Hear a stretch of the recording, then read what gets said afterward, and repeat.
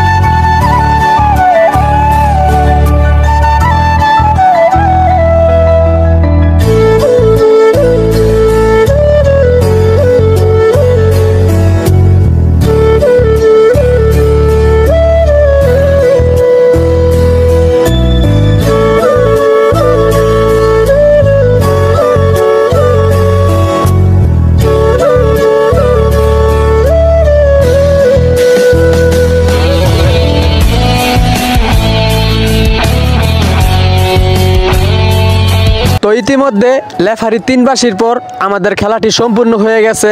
তো এখন আপনারা জানতে চাইবেন যে কে খেলার মধ্যে জয়ী হয়েছে। তো আমরাও জয়ী হই নাই আর ওরাও জয়ী হয় নাই। আর এখন খেলাটা মূলত টাইব্রেকার হইব। তো টাইব্রেকারের মধ্যে অনেক নাটকীয়তা হয়েছে। আপনারা যদি ভিডিওটা সম্পূর্ণ না দেখেন তাহলে বুঝতেই পারবেন না। আর আমার জানা মতে ফুটবলে সবসময় ভালো প্লেয়াররাই জিতে, ভালো খেলা উপহার দেয়। আর এইখানে ডিগবলের খেলার কথা বলা যায় না, কারণ ডিগবল খেলা হইতেছে মূলত ভাগ্যের উপর ডিপেন্ড করে। তো এইখানে লেফারি টসে আমরা জিতছি। তো জিতাটা হইছে মেইন, আলহামদুলিল্লাহ ফর এভরিথিং। আমরা টসে জিতছি। তো আজকের ভিডিওটা মূলত এই পর্যন্তই থাকলো। সবাই আমার নেক্সট ব্লগের অপেক্ষা করবেন। আল্লাহ হাফেজ।